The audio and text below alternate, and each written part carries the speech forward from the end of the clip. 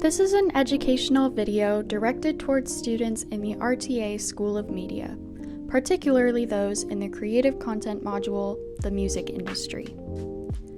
This short video will go through what copyright is and how it is related to music specifically.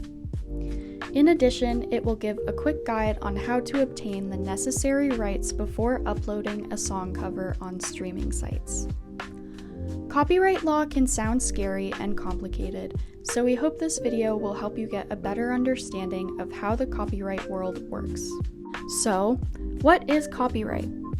Copyright is essentially ownership over creative work. It protects music, books, films, art, and anything original that someone creates. It is there to protect artists against unauthorized reproduction of their work and to help them generate income from their creations. The moment you create something in a tangible form, it is automatically copyrighted as your creation, and nobody but you can use it for profit. However, you have the right to license this work in exchange for royalties. Copyright gives creators control over how their work is used and by whom it is used. But don't worry, copyright isn't all about making things impossible to access and use. There are exceptions like fair dealing, also known as fair use, which allows people to use parts of your work for things like education or criticism. And after a certain time, your work becomes part of the public domain, where anyone can use it freely. But as a music student, you should be aware of some of the specific aspects of copyright in music. There are 3 types of works in which copyright may subsist.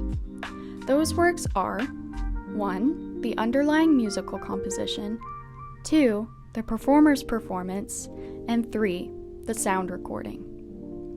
The underlying musical composition consists of the material you'd see on sheet music, such as the original lyrics or sequence of notes throughout the song.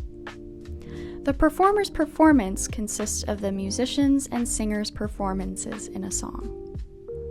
Finally, the sound recording is the end product of a song, like what you hear when you stream a song on Spotify. Each of these musical works is owned by different music industry players, such as performers, composers, and record labels. This ownership allows them to mediate if and how others may use their works during a certain period. For example, one of the rights that the maker of the sound recording holds is to reproduce it and authorize any reproduction of the work. This is why it's so important to do your research and get the proper licensing before using another creator's work to create something new. Let's say you just recorded a great cover of your favorite song and want to upload it for everyone to hear. If you don't follow the right steps, your cover might get flagged and blocked before someone even gets a chance to hear it. But first, what is a cover? A cover is a new recording or performance of a song by an artist other than the original composer or performers. Let's say you recorded a version of yourself singing Espresso by Sabrina Carpenter. Even though you are the person singing it, you are still performing the composition that someone else wrote and produced. So, how can you release this cover without getting copyrighted? If you're releasing your cover on streaming platforms like Spotify, Apple Music, or YouTube Music, you must get a mechanical license.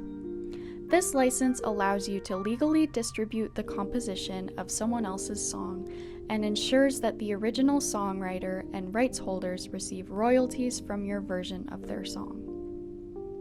So, how do you get one? First, you'll need to go through a proper licensing agency. In Canada, SOCAN and CMRRA handle the rights of most songwriters and publishers. If the song you're covering is registered with them, you can apply for a license directly on their website, fill out a detailed form, and pay the designated fee. If you are planning to post your song cover to a platform like Spotify or Apple Music, you are covered with the mechanical license.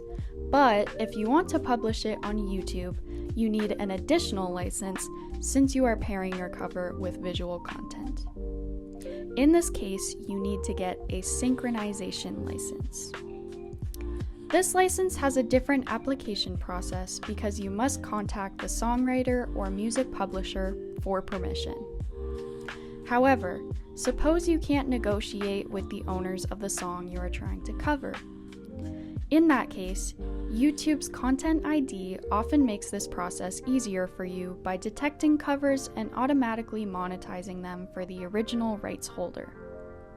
But keep in mind that the ad revenue from your video could go to the song's original creator instead of you. Understanding copyright in music is vital for anybody aspiring to be a musician or content creator.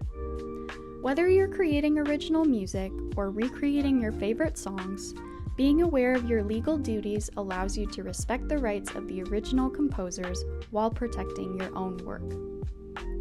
Copyright laws exist not to restrict innovation, but to help and maintain the music business by assuring appropriate pay. By obtaining the necessary permissions, such as mechanical and synchronization rights, you may lawfully distribute your music without facing takedowns or fines. Being knowledgeable about copyright will allow you to navigate the music industry with confidence and originality.